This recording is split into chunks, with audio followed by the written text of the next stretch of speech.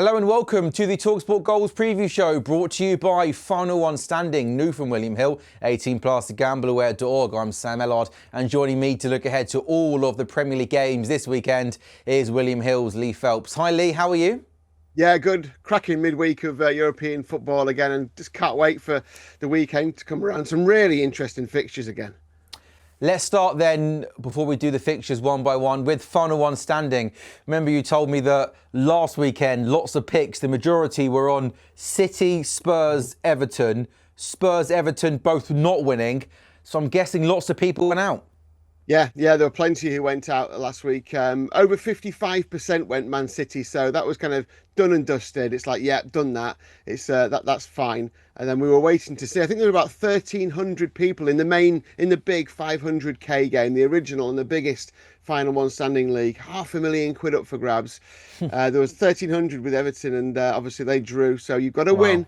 Drawing and obviously losing, no good. This week it's an 8 p.m. deadline, so at kickoff in this first game we're going to look at, Bournemouth versus Fulham, your picks must be in for the 500k game and any other game that you're in, 200k, the 50ks, whichever one you're in. At the moment, as we record this, over 50% of players in the big one have gone with Aston Villa. Now we'll come on to that game in a little while. 17% have gone with Arsenal, 8% have gone with Bournemouth in this first game. Obviously we're getting to this stage now where we're 7 rounds in where teams just aren't available for people anymore. Yeah. So you're having to look down the fixture list and go, right, who am I picking? I mean, I'm not in the 500k game, but I'm in a William Hill game that we did, with amongst all of us, and I'm still in that £500 rather than £500,000. But it's a few points, Lee. It's a few points. Good beer money. It's worth winning. I think I might go with Bournemouth, to be fair.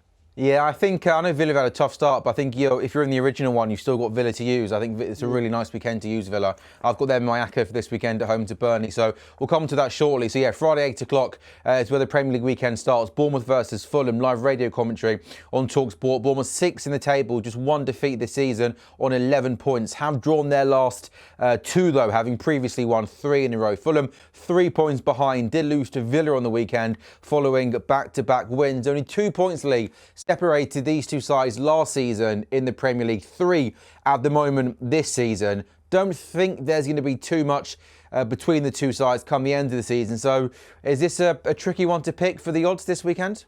Well, Bournemouth are just a touch of odds on, 10 to 11. Fulham 14 to 5, the draw 5 to 2.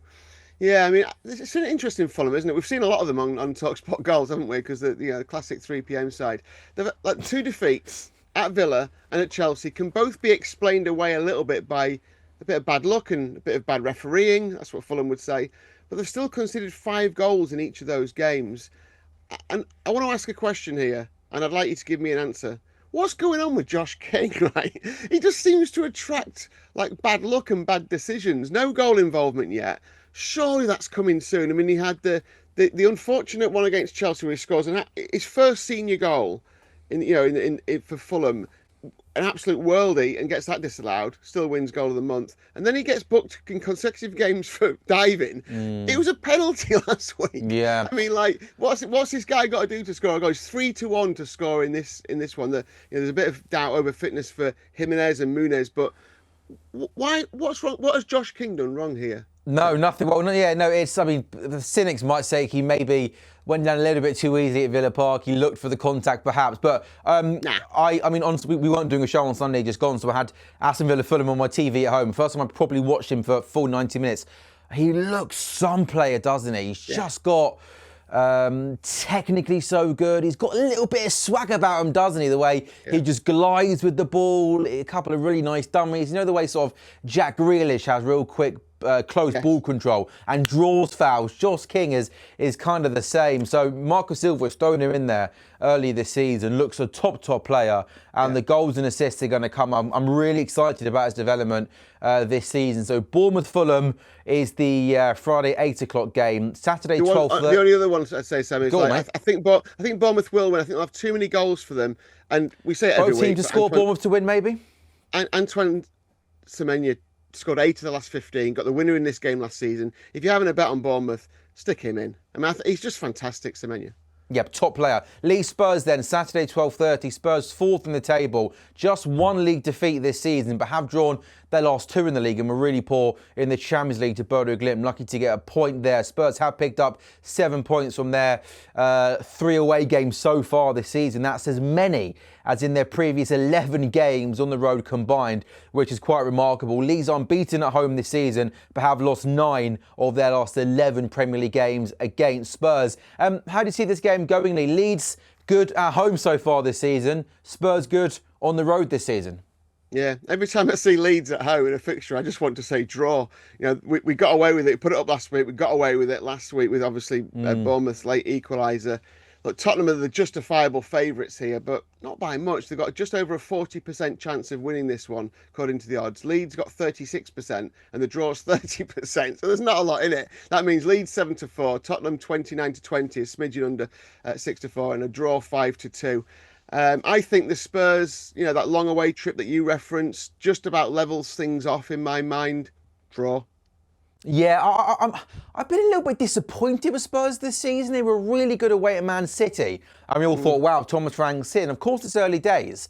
But Wolves at home, really poor. Bodo Glimt away, really poor. Bournemouth at home, really poor. First half against Brighton, really poor. And it feels like they're struggling through games. Feels almost Thomas Frank hasn't maybe quite found that right combination yet. And I think Leeds might really fancy their chances here.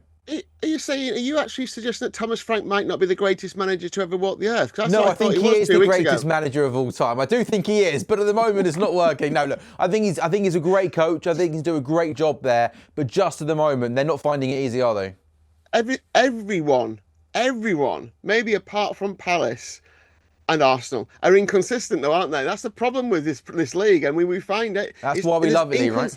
Inconsistency rules throughout this league. So what it means is you can't quite predict the better teams, but it gives you a chance with some of the other teams. You think, okay, well, they've got a chance in this game. We're going to come to a couple of those today where I think there might be some outlandish outsiders that we can go for. But yeah, difficult, very difficult. Okay, good. I like that. Looking forward to some of those outlandish outsiders, Lee Phelps. I'm looking forward to that. Saturday, 3 o'clock. Just 2 Saturday, 3 o'clock games. Arsenal, West Ham. It was a big weekend for Arsenal, wasn't it? Going to Newcastle, winning late. The same weekend, the Liverpool lost to Palace. Just 2 points now between Liverpool and Arsenal. Nuno's first game as a West Ham manager was a draw away at Everton. West Ham looking to become only the second side to win 3 successive Premier League away games at Arsenal after Man City won 6 on the bounce between 2018 and February 2023. But I'm guessing, Lee, despite West Ham going okay at the Emirates the last couple of seasons, I'm guessing they're probably clearly the biggest price of the weekend to win. 12-1, so just under 8% chance of winning this game. Arsenal, who are the new title favourites, by the way, after last weekend, are 2-9 to win this, and the draw is 5-1. Interesting. This is an interesting game, and I don't think it's quite as straightforward as the odds suggest. Now, Nuno lost 1 in 6 as Wolves boss against Arsenal. He drew 2 and won 1 at the Emirates. He lost there as Tottenham boss. He lost there as Forest manager as well, to be fair. He did get a 0-0 at the City Ground against Arsenal last season. So he's got a decent record against Arsenal as a manager. As you mentioned, West Ham beat the Gunners there 1-0 last season. Jared Bowen scoring. They beat them 2-0 and missed a pen the season before. Admittedly, in between that, they've been smashed 6-0 and 5-2 at West Ham. But that new manager bounce and the record they've got at the Emirates. I might just jump in here. Enough to chance 12-1. Enough to chance 12-1. I'm not sure. I think Arsenal. I know Arsenal left a late against Newcastle, but I thought their all-round performance was really, really good. Momentum with Arsenal, and I find it hard to go away from Arsenal here. I know they're going to be short, but I think they have a little bit too much quality for West Ham. Yeah, I get it. I'm just thinking, in terms of, I think last week I asked you about Burnley at Man City. They had an 8% chance, and I said to you, in 100 games, do you think Burnley win 8? No. And you said no. In 100 games, do West Ham win at Arsenal 8 times? They've won the last 2, by the way. Oh, but possibly more chance of that happening than Burnley winning at Man City. Yeah, so maybe not this current West Ham. The West Ham of previous season, sure. This current one, they might not win 8 games all season, let alone. It's interesting though, isn't it? I think it's an interesting price. It's like the price you got for Burnley at City. I was like, nah. This one just makes me go. Sure. Yeah. Now there are other ways in. The draw 5-1. You could have on the handicap betting if that's your thing. Then you could have West Ham +2. So at kick-off, they've got a 2-goal head start. That's still odds against because of the price, 23 to 20. So there'll be some punters having a look at that. If you're with Arsenal, and I understand why most people will be, they'll be in your ACCA and you'll be using them in your ACCAs. No, get it. Bukayo Saka, 4 goals, 6 assists, 2 yellow cards versus West Ham. I think he should be in your thinking if he starts, and you think Arsenal are going to win this and win it well. Man United Sunderland, Saturday, 3 o'clock. Massive. Every game feels massive at the moment for Ruben Amorim. 14th in the table. The international break is looming, losing away at Brentford last weekend. Sunderland flying high, 5th in the table already. 3 league victories. Sunderland, 11 points in 6 Premier League matches this season. It's the best start by a newly promoted side since West Ham in the 12-13 season. They need just 1 point to equal Southampton's total from the entirety of last season in 38 games. They got 12 points at Southampton. As well as matches, Lee, is Ruben Amorim just getting shorter and shorter to be next manager to lose his job? Yeah, favourite. He went favourite after Potter went last weekend, and obviously, the result didn't do him any favours whatsoever. 50th game in charge of Manchester United. 50 not out for Ruben Amorim, but could be facing a googly here. I know you love your cricket. Could be heading back to the pavilion, batter under his arm if they lose. This is the. I'm applauding you, Lee, from our talkSPORT studio. You managed to get the phrase googly into a William Hill betting show. I like it. Look, Man United are 2-1 on to win this. Sunderland 24-5, just under 5-1. The draw 16-5, just over 3-1. Remember last week I said about there are certain games where you probably you can excuse Arsenal's and the Liverpool's and maybe Man City's at home. There are certain games where if it's over 3-1, right, I think you have to look at it seriously. And Sunderland are nearly 5-1 to win at a Manchester United side who have got problems from their keeper to their centre forward. You know what I mean? It's like, what? I can't not go for Sunderland here. And I think you used that same analogy last week for Sunderland away at Forest, if I'm right in remembering that. Yeah.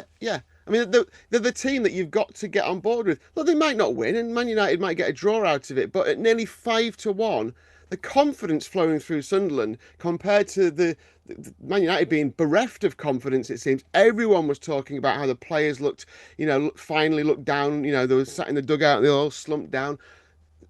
I don't think anyone could make an argument to me that Man United at 1-2 are a good bet here. Sunderland have to be the bet. Yeah. I think avoid that Man United price. Given their form, how they're so short is it's crazy. Yeah, 50 games. But they will attract money. They will still attract money because it's Manchester United. Manchester United, of so course. They still will go in ACCAs, and I get it. And people probably can make an argument. Don't worry, fine. But for me, Sunderland. Put them in your ACCA that does feel a bizarre decision, doesn't it? So that's Saturday, 3 o'clock. Chelsea-Liverpool, Saturday, 5:30. Should be a belter. Liverpool back-to-back defeats, of course, losing at Palace, then losing at Galatasaray midweek. Chelsea have also lost their last 2 in the league, no win in 3 in the league. Liverpool winless in their last 4 Premier League games at Stamford Bridge. Has this been a tricky one to price up, Lee, given that both sides not in particularly good form? Yeah, Chelsea 9-5. So under 2-1, Liverpool 6-5, the draw 27-10. I don't think there's anything wrong with any of those prices. I mean, I'm sure there are people watching who can make an argument for any of the 3 results. I certainly can. The goals seem to have dried up a little bit for Liverpool. I mean, let's not overreact here. They are still a fantastic team and they're still sat top of the league as we record this. But they're wobbly at the back still, aren't they? And Chelsea had that terrible winless run against Liverpool. I think it was 10 games. And they got the 3-1 win at Stamford Bridge. So it could be back-to-back home league wins over the Reds for the first time since 2006. But like you say, Chelsea aren't exactly tearing it up either, are they? I like Van Dijk to score. If I leave the result alone, scored at Stamford Bridge in that 3-1 defeat. And he got the winner in the League Cup final against them, of course. 10-1 to score any time and 25-1 to score first. Don't mind that. Yeah, it's if I had to edge somewhere here, it would be Liverpool. I mean, Chelsea have got injuries, don't they, as well? Yeah. I thought they won great in the week against Benfica, but managed to get over the line. I think Liverpool might also go a bit more to the scoring goals, don't they, Liverpool? They just need to start. I mean, it's ironic, isn't it? But and it's like typical that all the chat all summer was about Isak and about this unbelievable front line, and suddenly it just seems to have dried up. You sound like Quakey Rafari on talkSPORT Goals on Wednesday night, on Tuesday night when he got into a Barney with Ryan Bromwell. I was watching. I know. It was good. You should have been there, Lee. We missed you. So that's 5 games done, 5 more games to go on the talkSPORT Goals preview show, brought to you by Final One Standing, new from William Hill, 18 plus, gambleaware.org.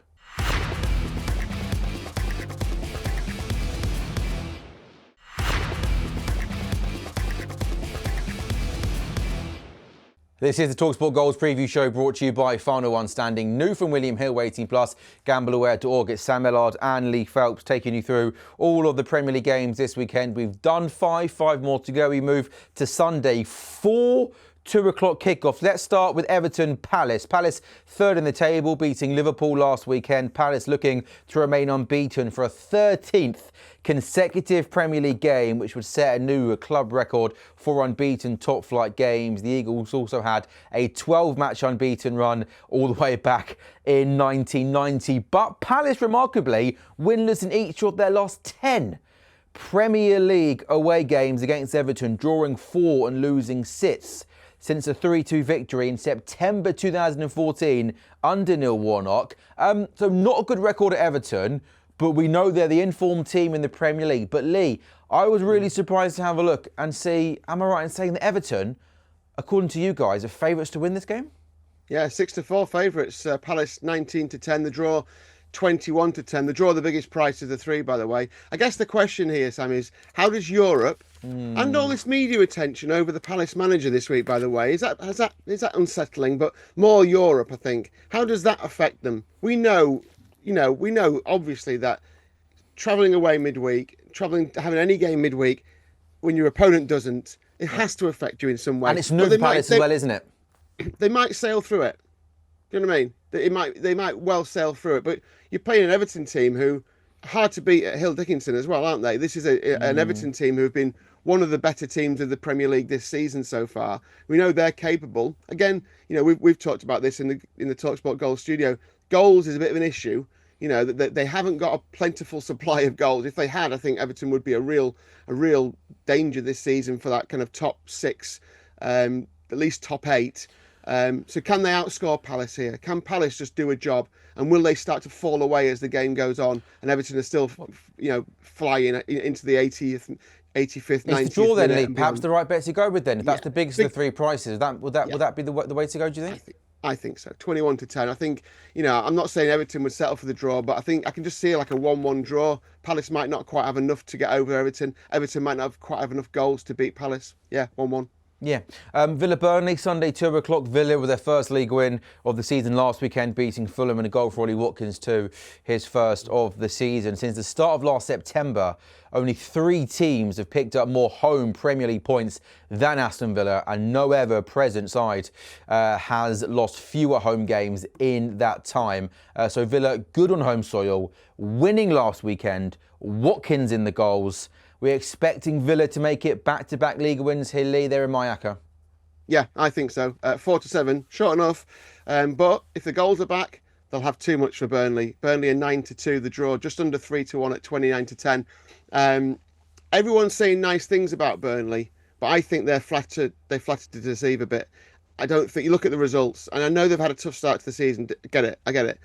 But they're still not winning games. You can't keep, the confidence takes a battering whoever you're playing if you keep losing. And they did have a bad loss in the League Cup as well. So it's not like they're kind of playing top of the tree all the time. I just think last week I came away from watching that City Burnley game. You remember there was a spell in that game where we were all saying in the studio, "Oh, Burnley are doing all right here. Burnley are doing all right." I came away from it thinking, Maybe City just sucked them in and then battered them because I came away thinking it was a bit naive of Burnley. You've shipped 5 goals when you could have lost 2-1. And when it comes down to the end of the season, if goal difference is an issue, then that's going to be one of the things you look back and go, why are they attacking Man City? Why are they? Are they good enough to do that? No. I think if Burnley do go down, I think there'll be other games they'll look to. Absolutely, as opposed to City away. It doesn't. It strikes me as being a little naive. I think Burnley think, and I think the media think they're better than they are. And I think if Villa can score 3 goals here again, then they win. That's it. That's just simple. Ollie Watkins, Morgan Rogers, got to be in your thoughts and in your bets around goals and shots. As we approach the second international break of the season, Lee, have we seen much movement in the relegation markets from sort of the start of the season? Well, you remember we said last week that West Ham and Wolves had gone shorter than Leeds and Sunderland. Yeah. Now, Brentford, with their really good win last week, they jumped out of those kind of really short prices. They went up to 13th in the table, didn't they? So they jumped out of that. But Burnley have never moved from being the absolute favourites for relegation. Yeah. And then would it be Wolves and West Ham the next two favourites, according to you guys? Yeah. Yeah, okay. We've got 2 more Sunday 2 o'clock games. Newcastle Forest, 15th v 17th. Both sides with just 1 league win this season. And Wolves Brighton. Wolves the only team in the league without a win, although they came pretty close last weekend at Spurs. Brighton buoyed by winning at Chelsea. So Newcastle Forest, Wolves Brighton. What markets stand out here, Lee?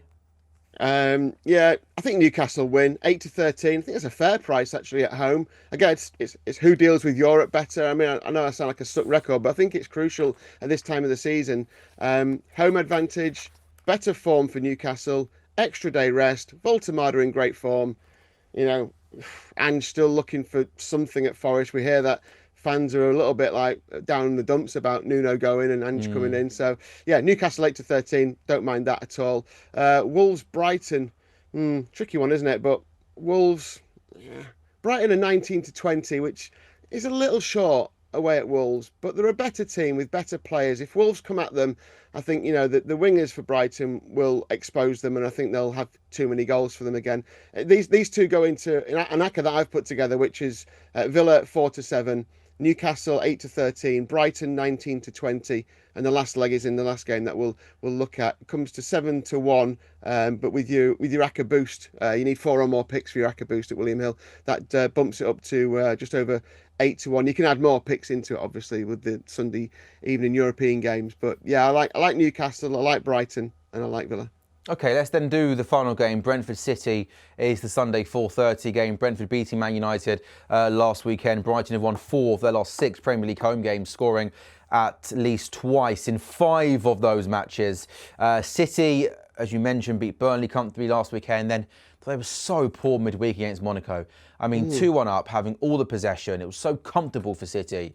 And you just thought, kill the game off, get the third, get the fourth, and then use the training session. They didn't do that. It ended up biting them on the backside during that game. Man City's Phil Foden has only scored more Premier League goals against Brighton, 8, than he has against Brentford, 7, with 6 of his 7 goals against the Bees coming at the G-Tech Community Stadium. So possibly Phil Foden to score could be a bet, Lee, that I like, given he started this season off pretty well as well. So to complete the ACCA then, what have you got then in this game? Yeah, City. I like City. I think, again, I get it. Everything you just said is 100% true. And we keep seeing Man City do this. And there may be times in that Burnley game where everyone thought, oh, hang on a minute, what's going on here? Are City going to get pegged back by Burnley? Brentford are a good side. They got a 2-2 draw against Man City last season, didn't they? But 8-13 City at Brentford. They've just got too much firepower for me. And I think Brentford could score. Don't get me wrong. If you're looking for a single, the match result on both teams to score as City at 19-10. But for me, the form that Haaland's in, the record that you just mentioned about Foden, scored 2 against them in that 2-2 draw, got a hat-trick against them the season before that. I just think too many goals for City, and they win this. So that's the ACCA. It's Villa, it's Newcastle, it's Brighton, and it's Man City on Sunday. I like it. I always love the Championship, and in particular this season, Lee, I'm really enjoying the Championship. I remember, I actually put this down on a piece of paper at the start of the season. Ipswich, Southampton, Birmingham, Leicester, Sheffield United, I believe, were the sort of top 5 favourites to go up or win the league. Ipswich, Southampton, Birmingham and Sheffield United have all had really tricky starts to the season. And again, no, it's early days, but obviously Borough atop, Coventry unbeaten, looking really, really good. Stoke have had a good start to the season. Teams like Bristol City and Preston off the good starts. So it's really, really interesting how it's kind of panning out early days. But I was looking at the odds. It's interesting that William Hill have still got Ipswich as favourites to win the league. In terms of odds in the Championship, is anything jumping out at you there? Coventry are really good. Middlesbrough 5, Coventry have been, they have 3-1. It feels a bit like we missed the boat there. 3-1 joint favourites to win the 100%. title with Ipswich. Maybe just missed the boat, and they've been good, haven't they? But yeah, I agree. I really like them. Middlesbrough 5-1. You know, is that the value? I mean, then you jump up to some of the teams that you've just mentioned. Southampton 12-1, West Brom 12-1, Birmingham 12-1, Leicester 16s. None of them are really making you think, yeah, they're the ones who have a late surge. But the key to this market, maybe not for the title market, maybe it's more for the promotion market, because it's a lot to predict, you know, who wins a title. But maybe for the promotion market, it's who makes that late surge. Yeah. Who's the team capable are really putting that winning run together, and that's the tricky bit here. Coventry are odds on now to be promoted. Ipswich the same. Middlesbrough 13-8. I mean, but Birmingham, Southampton, West Brom all around the 11-4, 3-1, 7-2 mark. None of them are doing enough for me at the moment. I thought the way Stoke started was interesting. They're 11-2 for promotion. If they can rediscover that kind of form, maybe Stoke for promotion at 11-2. That's why we love the Championship, don't we? So unpredictable. Lee, thank you very much. We'll see you on Saturday, 12:30, for another talkSPORT Goal Show. Can't wait. This has been the talkSPORT Goals preview show, and make sure you join us from 12:30 Saturday lunchtime on the talkSPORT YouTube channel and on your smart TVs. We'll keep you across all of the Premier League action and Championship action. We will see you Saturday, 12:30.